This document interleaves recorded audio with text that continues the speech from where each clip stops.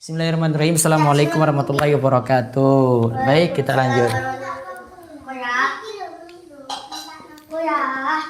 Masih tentang Nabi Yusuf. Ayo, Koya duduk. Kan Nabi Yusuf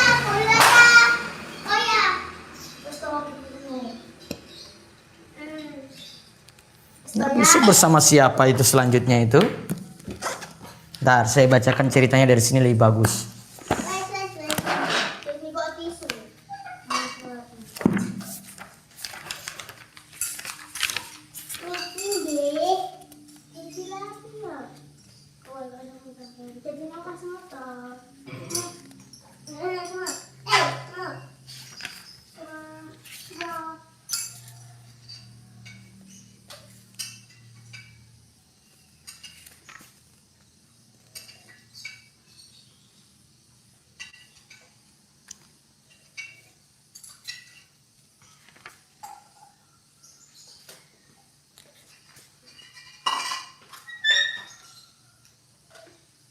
Nah, terus dilanjutkan. Lalu mereka bermusyawarah guna membunuh Yusuf atau membuangnya di suatu daerah yang jauh agar tidak kembali lagi dan supaya perhatian dan kecintaan ayah mereka bertumpu kepada mereka. Setelah itu mereka akan bertaubat. Berarti karena hasad akhirnya mereka membuang Nabi Yusuf. Terus lanjut lagi, mereka minta kepada ayah mereka agar membiarkan Yusuf pergi bersama mereka. Mereka memperlihatkan di hadapan ayah seolah-olah mengendaki agar Yusuf bersenang-senang dan bermain bersama mereka. Mereka ngajak istilahnya main-main. Namun sebenarnya mereka menyimpan rahasia yang hanya diketahui oleh Allah Ta'ala. Ayah mereka, semoga Allah melimpahkan salawat dan salamnya kepadanya, menjawab, "Wahai anak-anakku, sesungguhnya aku tidak tega berpisah barang sesaat dengan Yusuf." Berarti Yakub itu sangat sayang sekali pada Yusuf. Aku khawatir kalian disibukkan dengan permainan, lalu akan datang serigala yang akan memakannya. Yusuf tidak mampu mempertahankan diri karena masih kecil, dan ketika itu Yusuf masih kecil. Sedangkan kalian lengah daripadanya. Nah, yaitu sekiranya Yusuf diserang serigala dan dimakan olehnya, sedangkan ia bersama kami, atau kami melalaikannya sehingga ia dimakan serigala padahal kami dalam jumlah banyak, niscaya kami benar-benar orang yang merugi, yaitu lemah dan binasa. Nah, terus menurut kalangan Alkitab ada ceritanya dari versi mereka. Terus mereka terus mendesak ayahnya, akhirnya membiarkan Yusuf pergi bersama mereka. Kemudian ayahnya izinkan. Nah, ketika mereka ini sudah diizinkan, mereka mulai mencaci maki dan menghina Yusuf baik dengan tindakan maupun dengan perkataan. Mereka bersepakat untuk melemparkannya ke dalam apa tadi? Sumur. Yakni di atas batu yang berada di tengah-tengah sumur. Batu tersebut digunakan untuk pijakan orang yang mengambil air dan memenuhi embernya bila air mulai dangkal. Namun bila air tersebut diambil dengan menggunakan tali disebut timba. Nah, ketika mereka masukkan Yusuf ke dalam sumur, maka Allah mengajukan kepadanya, "Kamu pasti mendapatkan kelapangan dan jalan keluar dari kesusahan yang tengah menimpamu. Kamu pasti akan menceritakan saudara-saudaramu tentang perbuatan mereka ini ketika kamu dalam kondisi baik. Sedangkan mereka sangat membutuhkanmu dan sangat takut kepadamu." Nah, terus akhirnya setelah mereka meletakkan Yusuf di dalam sumur dan meninggalkannya, mereka mengambil gamisnya dan melumurinya dengan darah. Tadi disebut darah apa tadi? Darah kambing. Mereka pulang ya, menemui ayah mereka pada sore hari, yaitu sudah malam, sambil nangis-nangis, menangisi Yusuf. Oleh karenanya sebagian salaf mengatakan, janganlah kalian terperdaya oleh tangisan karena terzolimi. Nah, ingat ya, jangan percaya orang yang nangis karena terzolimi. Paham Ruefi? Berarti kalau Ruefi nangis-nangis padahal dia yang zolimi Mbak Ais, ya jangan percaya. Ingat ini ya, catat nih. Jangan percaya pada tangisan orang yang terzolimi.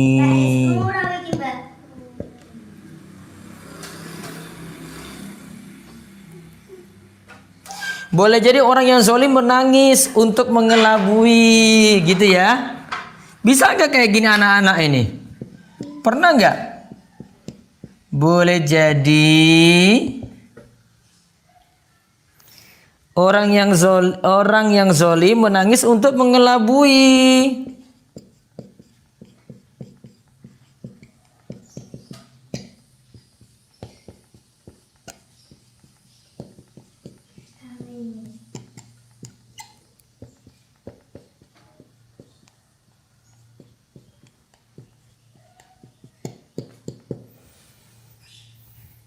Tuh.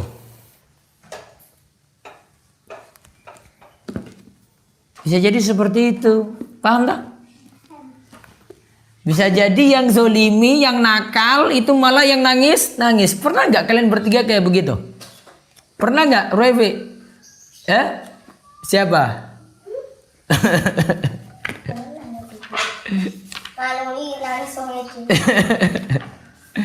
Anu ini malah dia yang nangis tak? Terus dia seperti kayak terzolimi gitu. Terzolimi apa ya bahasa Jawanya ya? Ais. Tersakiti. Apa?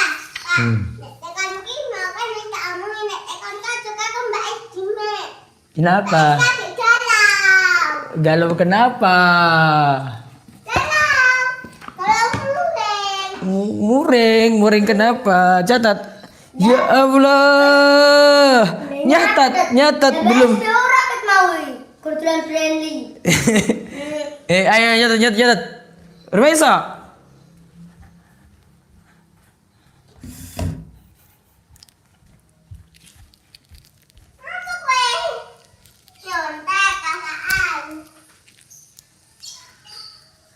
Belum nyata ternyata mereka itu pura-pura ini khusyuk. Ternyata Rubaisa.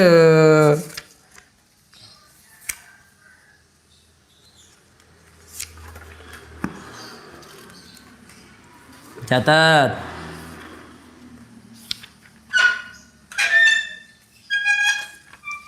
Tarik mulai berat niru kamu. Kalau mau niru tak kono handa ya. Udah masih bikin belak menaku. Nggak nangis. Kayak mau ingin ikut.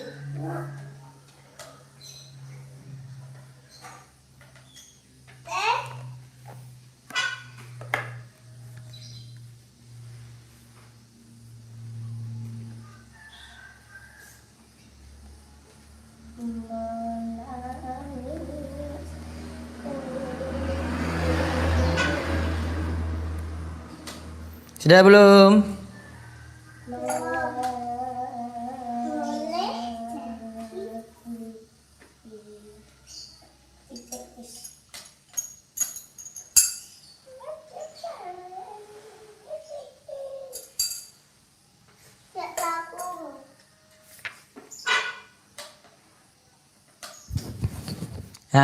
La yagurrannaka bi baqaul mutadhallim farubba zalimin wa huwa bakin. Wa dzakara rabbuka ikhwati Yusuf. Lihat. Sebagian salaf itu katakan jangan tertipu dengan tangisan orang yang terzalimi. Karena betapa banyak orang yang zalim itu malah yang nangis. Lihatlah kisah saudara-saudaranya siapa? Yusuf.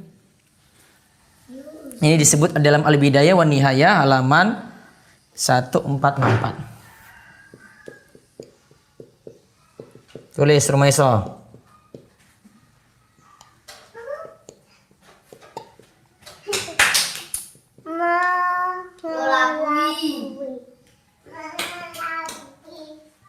Hmm. 1464. Nama kitabnya Al-Bidayah wa An-Nihayah 1.2464. La yagurrannaka baqaul mutadhallim farubba zalimin wa huwa bakin.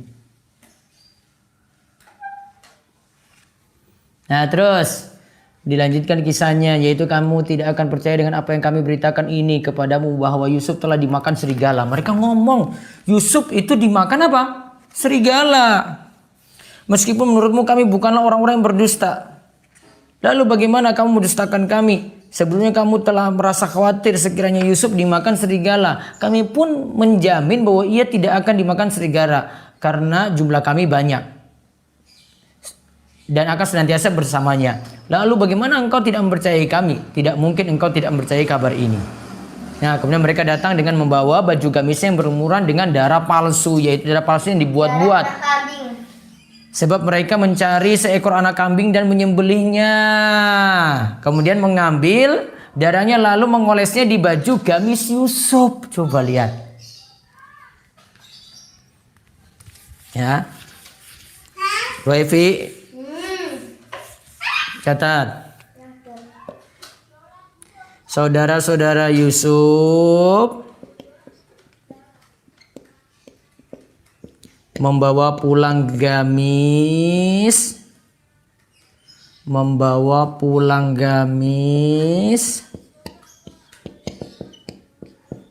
yang berlumuran darah palsu.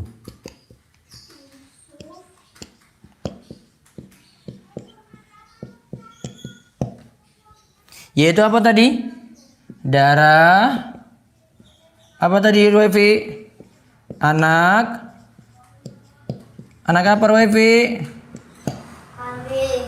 Darah anak kambing.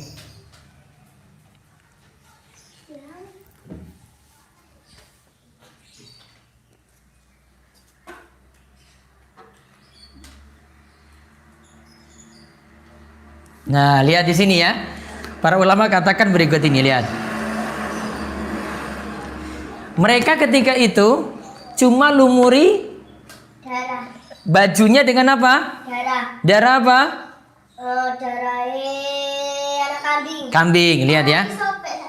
Nah, para ulama katakan, wa nasau ayyukharrikuhu wa afatul kadhibi nisyan. Mereka lupa bajunya nggak disobek-sobek, nggak dikoyak-koyak. Padahal mereka bilang dimakan apa? Serigala. Wa afatul kadhibi nisyan. Dan kesalahan tukang bohong itu lupa. Catat lagi. Terus baju gamisnya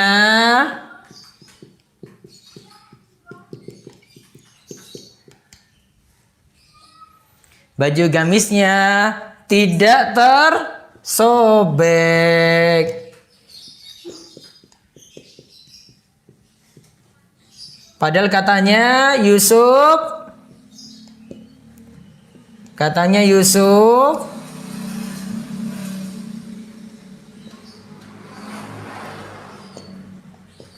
dibunuh apa? Serigala. Dibunuh kok ada darah, kok bajunya nggak disobek-sobek. Bajunya ki utuh. Berarti lihat pelajarannya ya. Pelajarannya catat lagi. Niki sampun. Iya, berarti orang yang tukang bohong itu toh pasti suatu waktu itu akan terbongkar gara-gara dia lupa. Biasanya ngapusi bohong, suatu waktu itu akan terungkap. Maka para ulama katakan apa tadi? Ingat ya. Saudara Yusuf lupa merobek apa? Bajunya.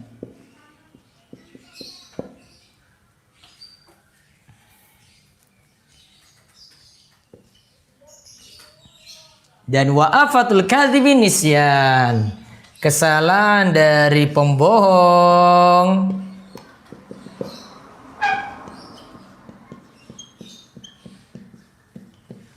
adalah apa? Pelupa.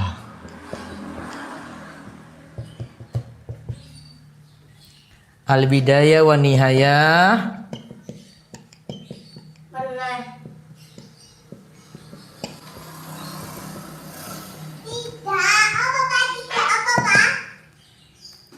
Apa tadi? Tidak, katanya Yusuf dibunuh serigala. Tidak tersobek. 1464. Tuh ya.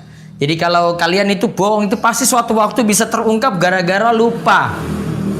Misalnya nih ya, misalnya Revi sudah wudhu apa belum? Wis, nah ternyata dia lupa rambutnya ora teles, rambutnya ora basah, iya tak?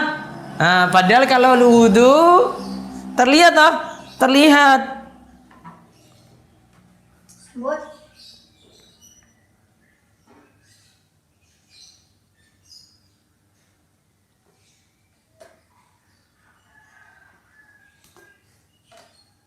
sudah papa.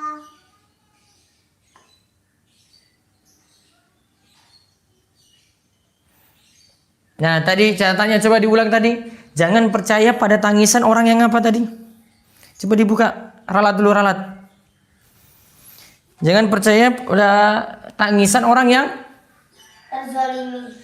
diganti. Jangan percaya pada tangisan orang yang jangan percaya la yaguruna kabuka al mutadhallim. Farubba zalimin wa huwa bakin. Nah, jangan percaya tangisan orang yang menzolimi, ganti. Tadi salah catatan. Jangan percaya pada tangisan orang yang menzolimi, mutadhallim. Sudah? Karena apa tadi? Lanjutannya apa, Is? Boleh jadi orang yang zalim menangis untuk mengelak. Ya, boleh jadi orang yang zolimi itu yang nangis. Ya, menzolimi. Makasih ralatnya tadi. Apa tuh? Revi sudah ralat. Orang yang apa tadi? Orang yang itu kan Papa suruh ralat apa dia, Pak? jadi orang yang terzalimi menjolimi. Diganti orang yang terzolimi dengan orang yang menzolimi. Nah, terus lihat ya. Bisa jadi Oleh karena itu, bahaya sebuah keputusan adalah lupa. Setelah tampak tanda-tanda yang meragukan, maka ayah mereka menerima saja. Sebab ia memahami permusuhan mereka atas diri Yusuf, serta kedengkian mereka kepadanya. Sebab Yusuf lebih dicintai ayah mereka daripada diri mereka. Juga karena telah melihat kemuliaan dan keagungan Yusuf sejak kecil. Serta Allah hendak menganugerahkan kenabian kepadanya. Nah, ketika mereka bermaksud merampas itu semua dengan jalan melenyapkannya dan memalingkannya dari perhatian ayahnya, maka mereka datang kepada ayah mereka dengan berpura-pura menangis. Terus di sini Imam Ibnu Katsir bawakan cerita dari Alkitab. Terus Allah Ta'ala mengabarkan kisah Yusuf ketika berada di dasar sumur, ia duduk termenung. Nah, berarti masih hidup nggak? Masih. Terus menunggu pertolongan dan kelembutan Allah atas dirinya, maka datanglah sekelompok musafir. Ya, terus diceritakan akhirnya Allah itu mengatakan atas apa yang dilakukan oleh saudara-saudara Yusuf dan kegembiraan orang-orang yang menemukannya dan menganggapnya sebagai barang dagangan. Namun demikian Allah Ta'ala tidak merubahnya. Sebab Allah memiliki hikmah yang agung, ketentuan dan kasih sayang bagi penduduk Mesir di balik peristiwa tersebut. Allah akan memberikan karunia melalui tangan anak tersebut yang masuk ke kota Mesir sebagai budak. Nah namun di kemudian hari ia akan menguasai sektor terpenting dan Allah akan mencurahkan manfaat yang tidak ada terkira baik di dunia maupun di akhirat dengan keberadaan anak tersebut. Nah, ketika saudara-saudara Yusuf sadar bahwa Yusuf telah diambil oleh orang-orang musafir, maka mereka bergegas menyusul rombongan tersebut. Mereka berkata, ini budak kami. Nah, tadi dikatakan pemuda, Taufik. Nah, yang benar itu ini pemuda, ini budak kami. Biarkan ia bersama kami. Lalu mereka membelinya dari mereka dengan harga yang sangat murah. Ada yang mengatakan dengan uang palsu. Nah, terus itu tadi loh saudara yang musafir tadi itu loh kafilah. Terus akhirnya yaitu beberapa dirham saja dan mereka tidak merasa tertarik hatinya kepada Yusuf. Kemudian mereka menjualnya dengan harga 20 dirham, sedangkan Ikrimah dan Muhammad Ishaq berkata 40 dirham. Lalu waqala allazi ishtarahu min Misra limraati akrim maswahu. Dan orang Mesir yang membelinya berkata kepada istrinya, berikanlah tempat dan layanan yang baik, yaitu berbuat kepadanya. Jadi dia bermanfaat kepada kita atau kita pungut dia sebagai anak. Hal ini merupakan bentuk kelembutan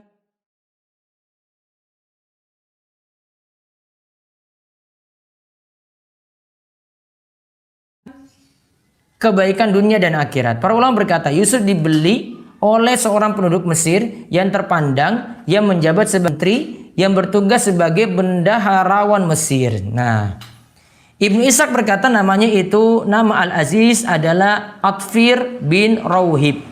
Ibnu Ishaq melanjutkan saat itu Mesir dikuasai seorang raja yang bernama Ar-Rayyan bin Al-Walid. Ia berasal dari suku Amalik. Sedangkan istri Al-Aziz yaitu bernama Ra'il binti Ra'ail. Yang lainnya mengatakan nama istri Al-Aziz adalah Zulaikha. Ya, nampak bahwa Zulaikha adalah julukannya. Nah, ada yang mengatakan namanya adalah Fakka binti Yanus dan seterusnya. Kita lihat dulu ya. Tadi setelah itu dibelilah oleh raja.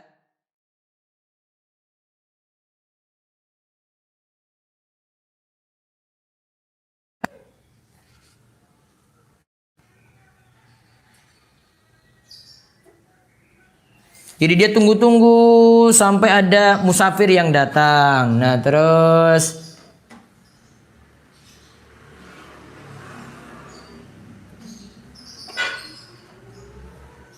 tadi dibeli dengan berapa dirham, Ruwaifi? 20. Ada yang katakan 20, ada yang katakan 40 ya tadi ya. Ada 20, mereka bagi 20. Artinya mereka bagi 2 dinar.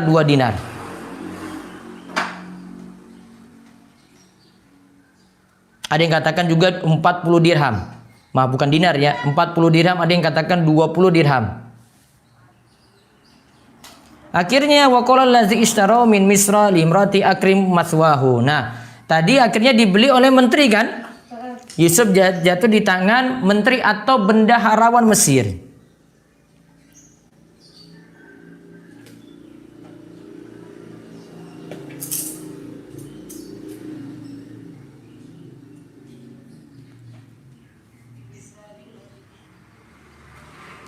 Jadi yang beli Yusuf sebagai budak.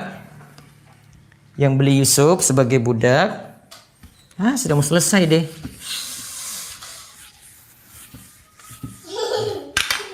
Ruwaikaya catat.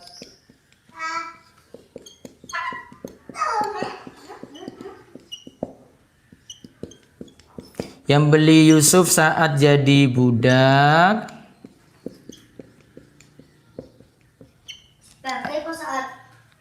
Saat jadi budak adalah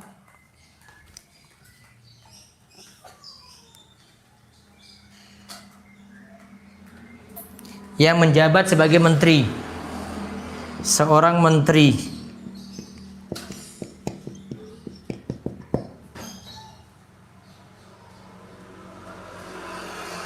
Yang mengurus, yang jadi bendahara negara.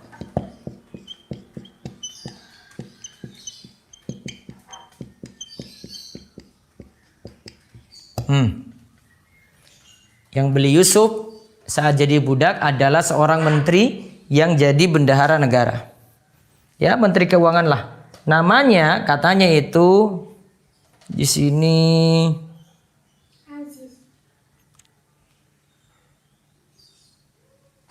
Atfir bin Rawhib.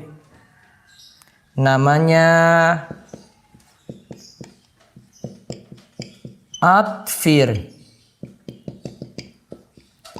bin Rawhib.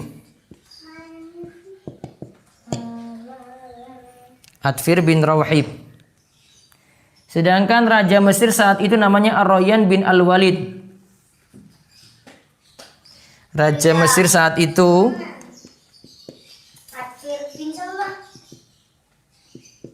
Rawhib. Raja Mesir saat itu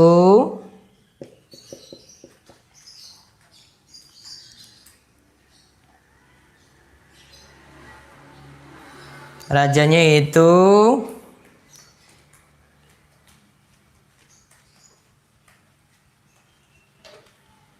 Ar-Rayyan bin Al-Walid. Rayyan bin Al-Walid.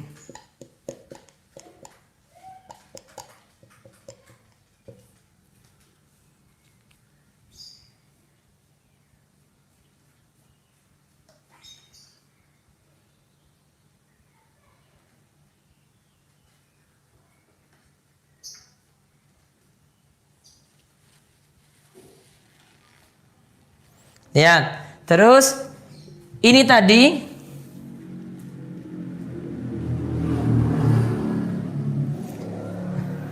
ini kita sebut dengan Al-Aziz ya ini ya.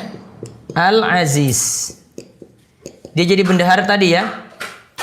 Istri Al-Aziz, istri ini, istri menteri tadi namanya sudah ini? Sampai bendahara negara sudah ya? Ini ya nanti ceritanya dengan Nabi Yusuf nih loh.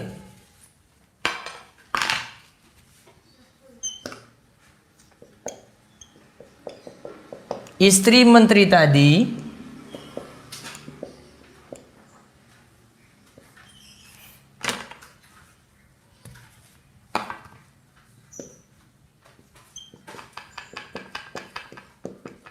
bernama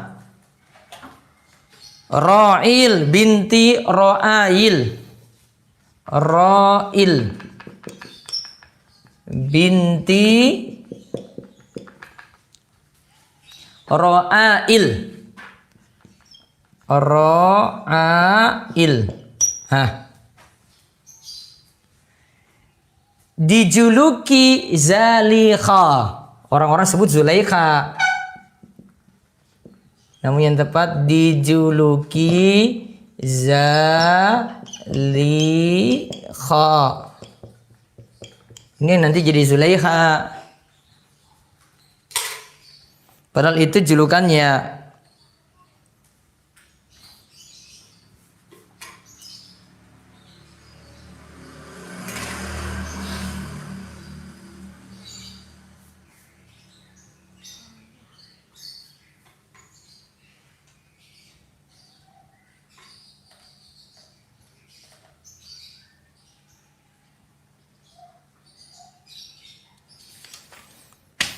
Nah, selesai sampai sini dulu. Jadi tadi namanya menterinya siapa yang beli? Al-Aziz. Kita namanya Atfir binti Rauhib. Raja Mesir saat itu siapa? Royan bin Al-Walid. Istri menterinya tadi siapa? Ro'il binti Ro'ail. Nah ini yang punya kisah dengan kita sebut dengan Zalikha atau Zulaikha. Namun itu gelarnya sebenarnya. Namun Zalikha. Zalikha bukan Zulaikha. Zalikha di sini kalau cara bacanya. Cukup? Baik, sekarang tulisan Arab terakhir.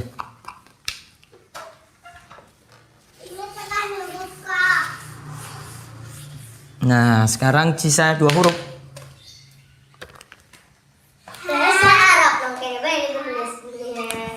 Ada ya nulis pakai bukumu. Mana bukumu? Sisa apa terakhir? Ini hurufnya kita sebut-sebut huruf belum disambung ya. Kalau sesudah itu baru kita sambung. Mim, ha. Terakhir apa? Qaf toh. Yang di rumah bisa ikuti, kita sisa 2 huruf. Nanti jangan lupa masukkan Insta Story. Ya. Tag nama saya M. Abdul Wasikal ya, ibu-ibu di rumah. Sekarang mim dan ha. Mim dan ha. Lihat mim ini.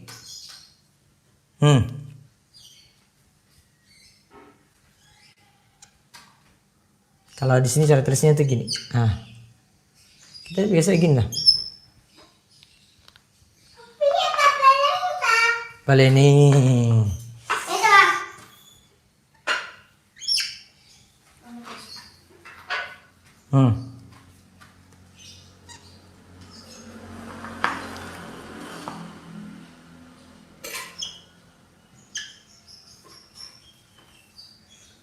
Papa dulu biasa tulis gini. Dan kalau di sini diajarkan gini.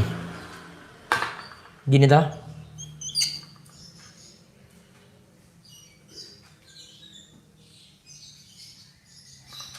Ulang.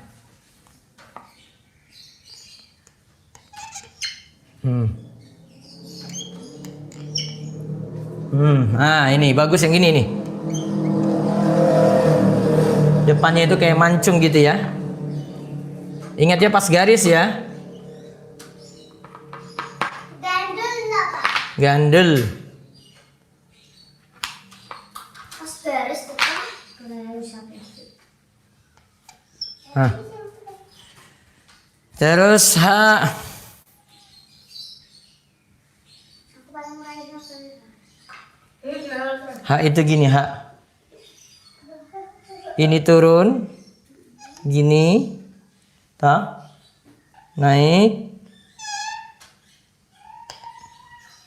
Gini tuh dari sini. Permesa sini. Turun. Naik. Pak. Saya ulang. Sini ya, dari sini ya. Ini turun, naik, ini. Tadi. Mana mim. Mim betul? H betul? H betul? Ulang lagi. Sekarang buat satu baris. Besok baru kita menyambung huruf ya. Baru menyambung huruf ya. Terus kalau tulisan ini enggak itu. Terus H.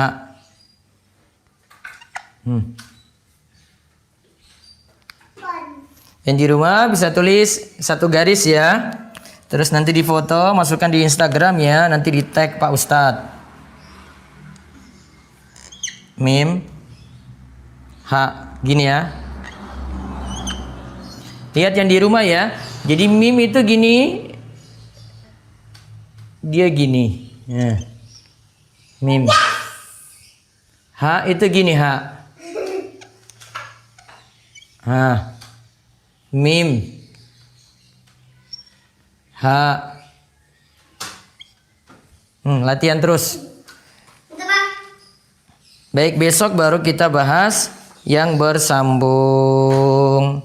Kita tutup dengan doa kafaratul majelis. Subhanakallahumma bihamdika asyhadu an la ilaha illa anta astaghfiruka wa atubu ilaik. Assalamualaikum warahmatullahi wabarakatuh.